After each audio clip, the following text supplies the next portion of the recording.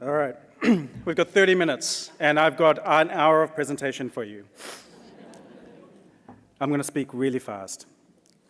There is so much I want to talk to you about. I wish we had an hour, because what we're talking about today is so critical. I just finished reading a book called Poverty by Matthew Desmond, and it's made me so angry. It's made me angry because poverty is entirely preventable. It's entirely solvable. When we talk about housing, we're talking about poverty, we're talking about dignity, we're talking about all the things that we know are entirely solvable, but we choose not to. Ask yourselves, who benefits from the pain and suffering that you see today?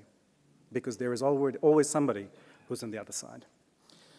So, I'm an economist, I'm going to show you a lot of charts, right? I love this stuff. But hopefully there will be a bunch of messages in there that will at least ask you questions, if not give you insights. The first point I want to make today is the housing market is broken. You don't need me to tell you this, but it's so obvious. It's expensive, we don't have enough of it, and where we have enough, it's not going to the right people. We need to fix supply, absolutely. We heard from our politicians that we've got to do more land use planning, we've got to get more land out there, more infrastructure. Yes, that's true. But it is also true that when we build houses, 2/3 of that housing supply ends up with rich folk, not with the people who need it.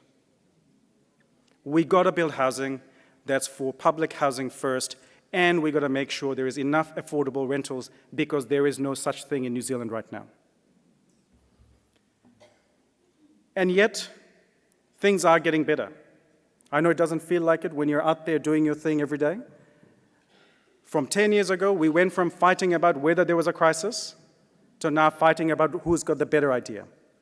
I'd much rather be here than where we were. When my wife and I wrote a book called Generation Rent, that was about 8 years ago, honestly, I felt so depressed. It felt as if nothing was going to get better because everybody was arguing about whether or not we even had a problem. The fact that we've had nearly $750 million allocated into Māori housing, for Māori, by Māori, to me, that was extraordinary. I did not think that was going to be possible under this crop of leadership. So yes, we are making progress, but is it enough? No. We've got to do more, and we've got to be better coordinated. We are still doing so many things in silos, apart, fighting, friction. We've got to fix that stuff. What's needed fundamentally is equity. Equity is a very economist word, right? What we're talking about is love. What we want to do is real partnership.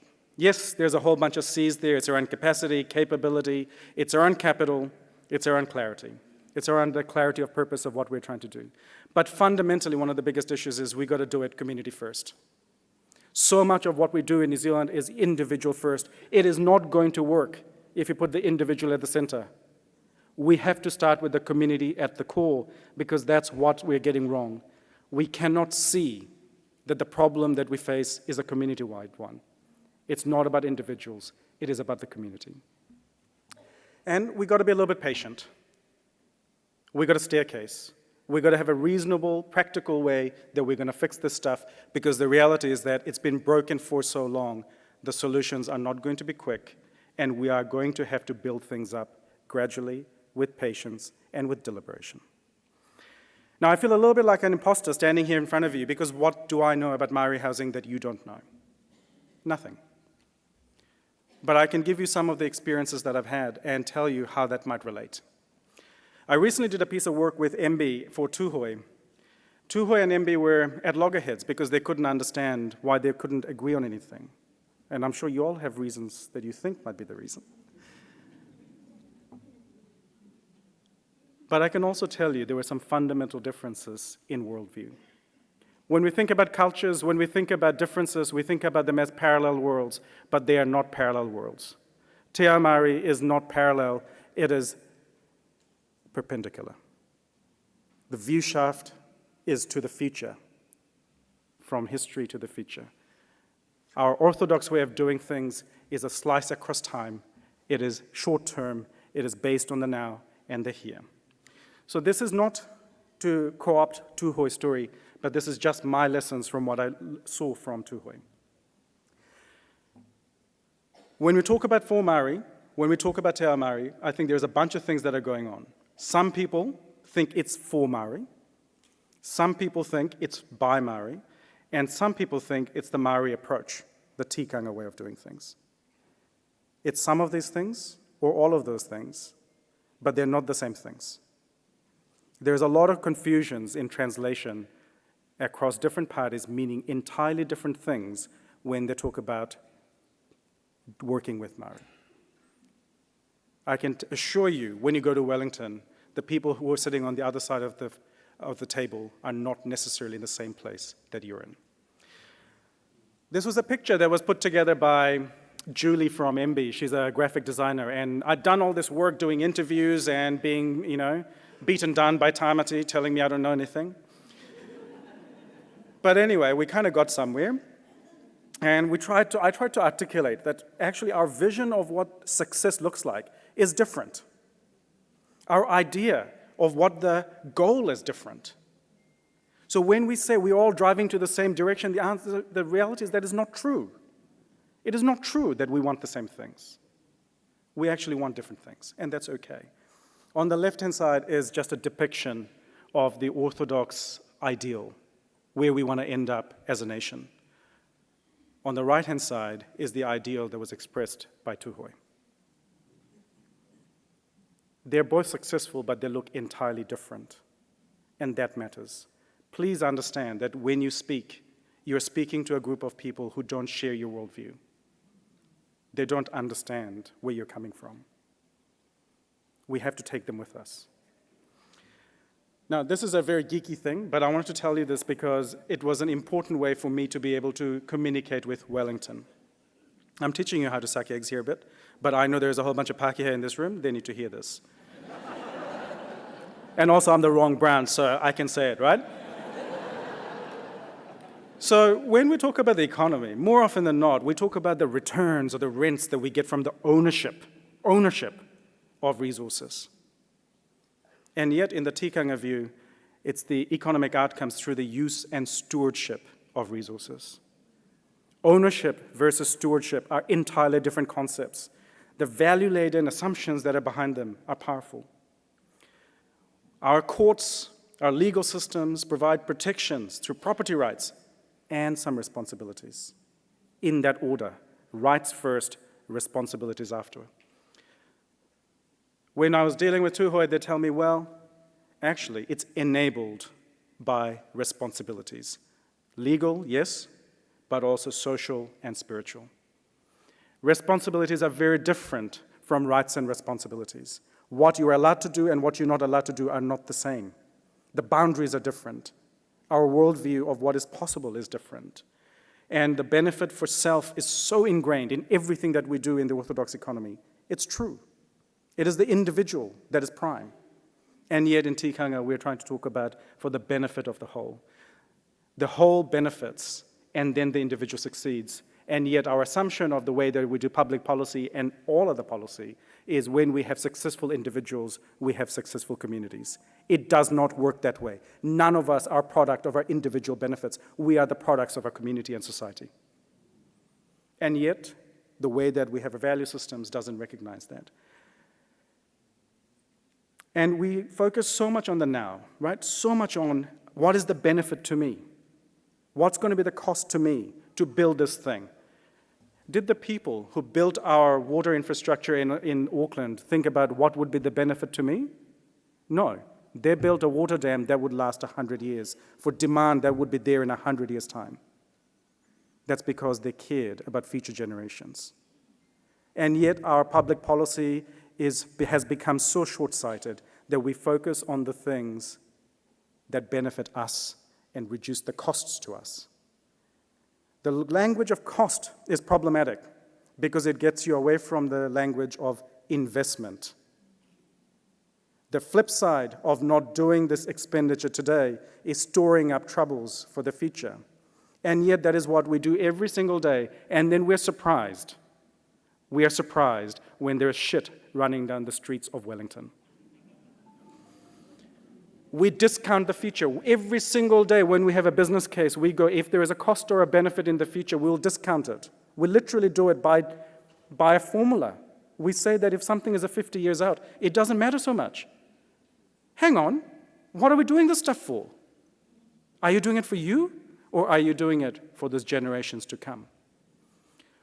We baked in discounting the future in the way that we do things. I tell you this not because I'm explaining Tikanga to you. I'm explaining this to you because words mean different things in the two worlds that you occupy. When you go to Wellington, when you deal with the community, quite often we are dealing with worldviews that are entirely different, and that makes it hard. When I was contemplating how we're going to shape up even the conversation about Māori housing, the concepts are so difficult, right? The concepts are difficult because ethnicity is individual, housing is household, and tikanga is community. Which one are we dealing with, and which one are we going to leverage for the best outcomes? The answer is all of them, but they don't fit easily. That's why the work is so hard. So that's my 101 on how, as an economist from the outside, I would take tikanga and explain why things are so broken. You heard the politicians today, right? How did you feel? Boring. It's true, right? It's shame I can't be here. I would have heckled you. It is going to be an interesting election because things are so close. But it is also going to mean that they're going to go for the most centrist policies that speak to middle New Zealand and not actually deal with the issues that matter for New Zealand. I'm frustrated by politics because you meet good people who go into politics and then they go on and repeat the same old bullshit.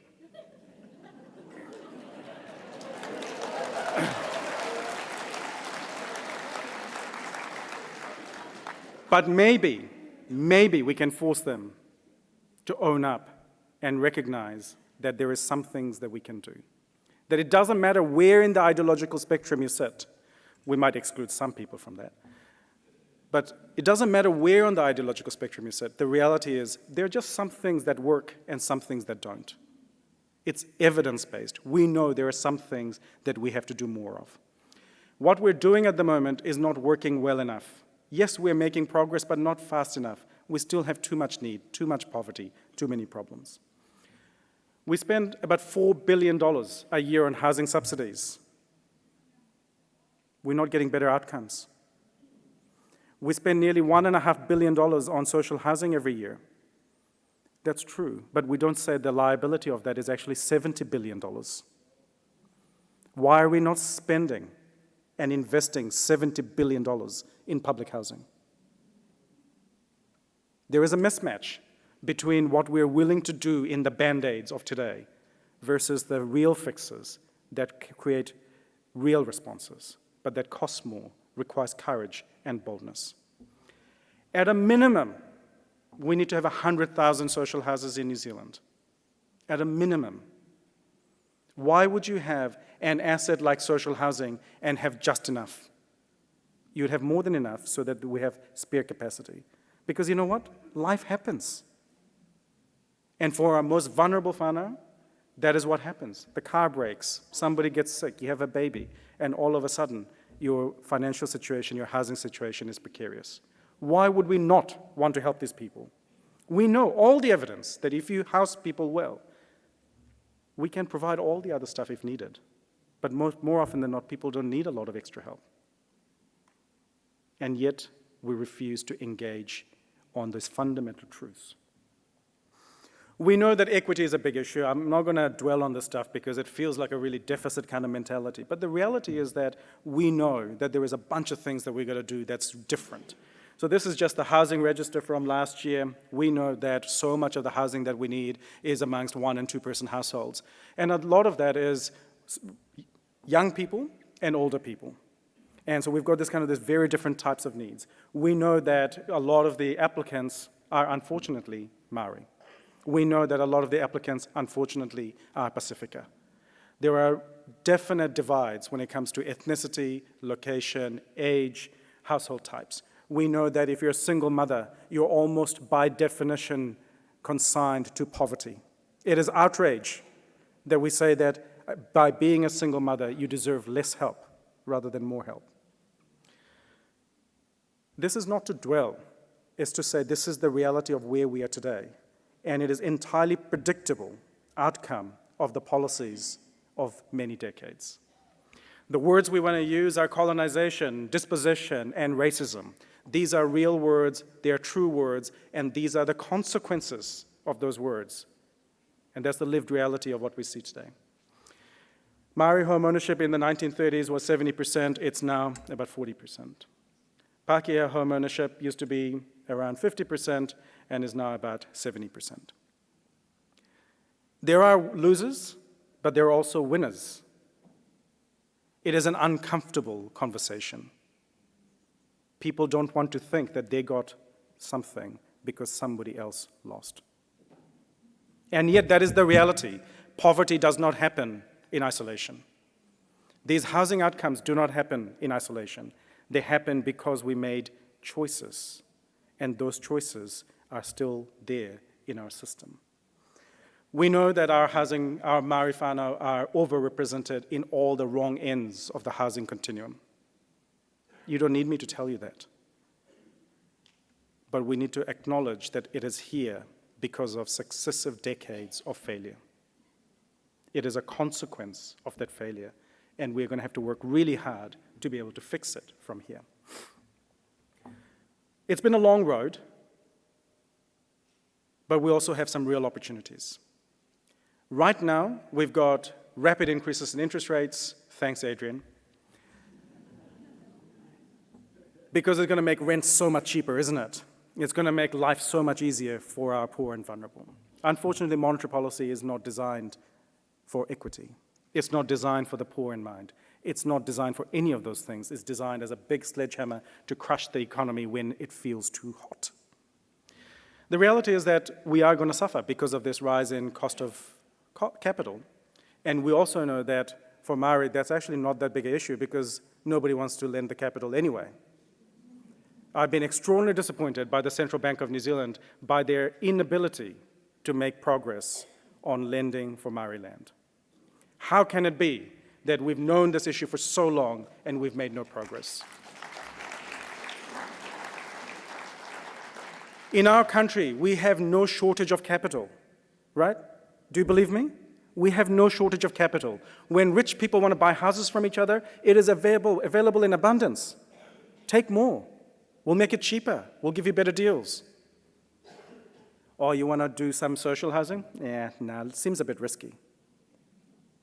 There is something rotten when our financial system is regulated in such a way that it cannot support a better community. We know that over the course of the next couple of years, we are going to have business failures. Yes, we're going to have the repairs and the rebuilds from the floods and the cyclones, but our experience from the Canterbury earthquakes is that it's not going to be enough. We're still going to have a downturn, and I fear that what we're going to find is a slowdown in house building, even though we know there is over 20,000 households that are on the wait list for social housing today. The crisis is not going to get better in the short term. It is going to get worse. And just after we had a couple of good years. This chart shows you the number of building consents relative to the number of New Zealand families going back to the 1920s. And the only thing you want to look at is that pink area. 43 years we did not build enough. 43 years. Decades and decades of neglect. We are building a lot more now. In the last year, we had about 50,000 consents. Great. But we're going to have to do a lot more than that. A lot more than that.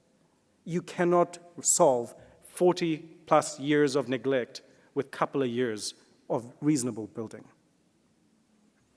Especially when the cost of housing is still so high. House prices relative to incomes are still extremely high. You know, it feels like the only one-way bet when it comes to investments, right? Except for the tiny little decrease that we've seen in the last 12 months, house prices generally have been increasing relative to income since the early 2000s.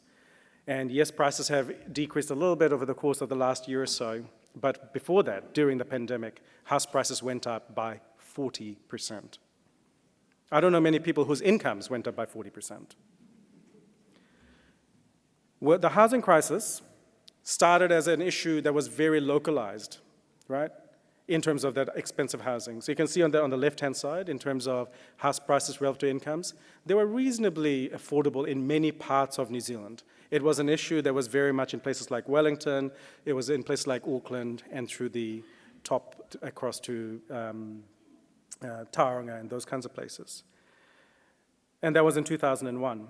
And then you look on the right-hand side, that's fast forward to 2022. It's shit everywhere, right? It's bad everywhere. It's expensive everywhere, because not only did we see that there was something not working in Auckland, we went and said, let's go do that everywhere else. You laugh, but it's bloody depressing, isn't it? We're buying shacks for $1 million. People are getting sick living in the shacks. We are creating this long, long tail of people who are not well housed, who are getting sick, who are not going to school, who are being criminalized. There's just so much that's at stake when this happens. We've neglected things for so long that today, 1 in 4 households in New Zealand is subsidized to be able to have some form of shelter. 1 in 4 households in New Zealand. What an extraordinary admission of failure. What I'm trying to show here is, I'm a geek, I told you, right? But I love this stuff. I really wanted to engage with this. But essentially, there's a lot of New Zealanders who own their own homes, right? About 1.3 million households. About half of them own their own homes outright, and the rest of them have mortgages. And there's a whole bunch of them, by the way, who are going to be really struggling this year, right? Interest rates going up from 2.5 to 6.5.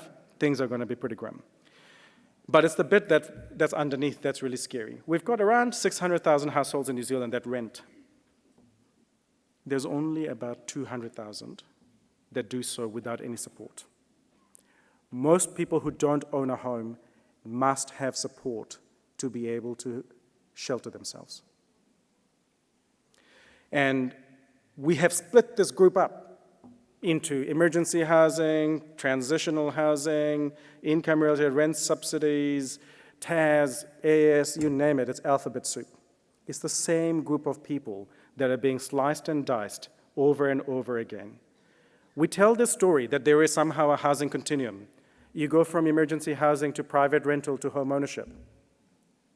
It just doesn't happen. Instead, what we have is this churn. People are churning in this place, right? This is not a game of snakes and ladders. Well, if it is a game of snakes and ladders, all the snakes are at the bottom. You're much more likely to fall out of the housing continuum than go up it. Because we have so few affordable rentals, people who are in private rentals are more likely to fall out than go back in. And if you do go in, quite often, you're going from a more secure house to a less secure house. Not being in a private rental is better than being in a private rental. And yet, we tell our people that you are more independent by being an independent renter. Simply not true. You don't get access to services, you don't get access to stability, you don't know how long you can stay. Where is that ability for us to tell, yes, there is actually a way for us to progress? And it is not an issue that is isolated to a few. The reality is large numbers of people are precariously housed. We have about 23,000 households who are on the housing register, but we know that there is over 400,000 households that are living in poverty, less than 60% of the median income. 400,000 households in New Zealand live in poverty. It's an extraordinary number. Why are we not outraged? Why are we not activated? Why are we not rushing to fix this? I'm sure there are good reasons. And many of those good reasons are there are people who benefit on the other side. And our politics maintains those beneficiaries. On the right-hand side, you can see what has happened. We have not built enough houses, and as a result, the housing that has disappeared from our market is essentially the rental stock. In places like Rotorua, our rental housing stock has not increased in years. Our population has increased. Where are people going to go? Why do you think there is homelessness? Because there is nowhere for people to live, and people can't afford it. Rents have increased in successive years over the course of the last 2 decades. The availability of rentals is limited. There are places like Pororua, where used to be a place where working class people could find a home and a community. Now, if you lose your home, good luck trying to find another home in the same suburb. It is not going to happen. There are so few houses available that there are no choices. There is no dignity. There is no dignity if you have no choice. You are forced to make these decisions simply because you don't have enough money. When we build houses, it's not enough.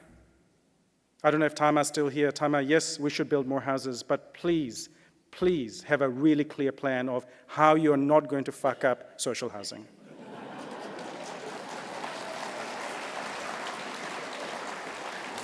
I'm still scarred by the audacity to sell state housing. Scarred by it. But yet, we did some good stuff. So Nick Smith, for all his foibles, also did some good stuff. A lot of the progress we're seeing around land use planning, around the regulatory settings, and inclusionary zoning that they did in Queenstown. These are good things. I haven't heard many people talk about inclusionary zoning today. Ask for it, demand it. When we build houses, it's not enough to build houses only. We must ensure our share of that housing goes towards people who need it. It must be in retained, affordable housing. It is not good enough that when we build houses, it's only for the rich. We must have equity built into every bit of our response. When we build houses, most of the housing supply goes to owner-occupiers because they are the richest. Not enough of it's falling through to affordable housing. It's certainly not falling into affordable rentals. Most of it's coming into market rentals when it is there, and it's expensive. It is really expensive. We've also gotten trapped with things that we have done in the past. We've got so many policies, right? I mean, you guys know, those of you who are in the sector, you gotta navigate millions of different programs to be able to help the people who need help. But just on the housing policies and the housing spectrum, the issue for me is around, we have so many policies that actually create unstable housing. How is it that our intent in policy design is to create insecure and unstable housing? On the one hand, we say we want people to be well housed and to be stable in their housing situation, but the funding that we provide is ad hoc. The programs that we provide are ad hoc. Transitional housing, 12 weeks or whatever it is. Emergency housing, you're going to stay for a few weeks. Yeah, go check out Fenton Street, right? If you're going to be on transitional housing, it's only for 12 weeks. If it's going to be on private rentals, quite often we hear from people that you should go into private rentals because that's the transition in the housing ladder. But private rentals are incredibly insecure. You're not likely to stay there for more than 12 months. You're likely to get kicked out if you're poor and you're vulnerable. On the right-hand side are the kinds of policies that actually work. It's actually things like social housing, which work really well. We have decades of experience that shows us that social housing in New Zealand works, and it works really, really well. But so do policies like Housing First and all those other bits and pieces that we're experimenting in the Māori housing space, which is all about putting stability at the core of the housing response. I cannot urge you enough that if we're going to put stable housing as an output, all the bits that feed into it, the funding arrangements, the planning arrangements, the commitments and the partnerships, they all have to be stable too. At the moment, we're not there yet. Am I getting the big nod on 2 minutes? Look at that. We have very good examples of what it can do for it to work well. There are a couple of good examples I just want to take you through really quickly. Sweden, they built 1 million homes in a decade for a population of 8 million. They gave state loans, they industrialized construction, prefab housing. There was a shortage of labor, sounds familiar. They standardized the housing plan so you didn't have to have lots of different things in lots of different places. They provided land. The big beauty of this room, of course, is that you've got land. That's not the problem. The problem here is that we have a financial system that is unable to match up that land with the response. We've got to do mixed tenure and mixed typology because the reality is what we do not want is an inability to provide housing for all our community. So often we build one type of housing that only works for families or only works for single people. Actually, we want community and we want everybody to have choices around housing. But fundamentally, the issue that the outcome that we want is we want an oversupply of housing for everybody. The other example I want to talk about was Finland, and this is Finland's housing first response. They've solved homelessness. We don't need to invent it. They've solved it. And what they did was essentially they went, we have a national strategy and we're going to fund it. Isn't that surprising? It's a revelation. That literally was it. They funded it and they built some houses. And it worked. So where to? I'm getting the signal that it's time to wrap up.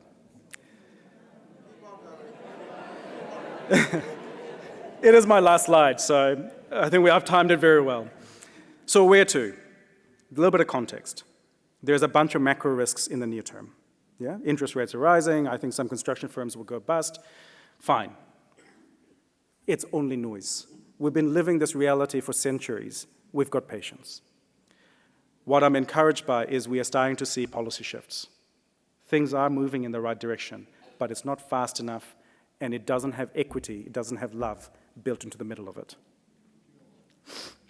So the implications for Māori housing, I think, are pretty simple. It's the stuff that you speak about all the time. It is partnership. Partnership is easy to say, hard to do.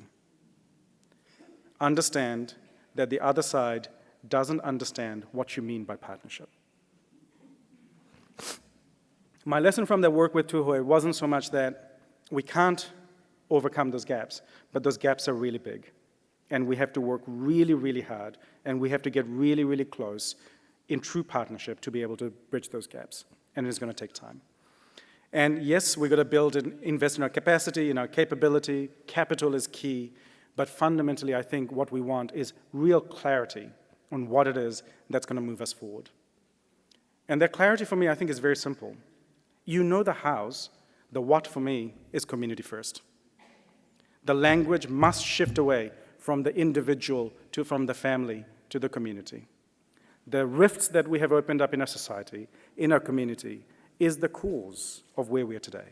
If we're not able to solve that, we're not going to be able to fix it. But we got here after decades and centuries of neglect, or maybe deliberate actions. So the solutions have to be built deliberately and slowly.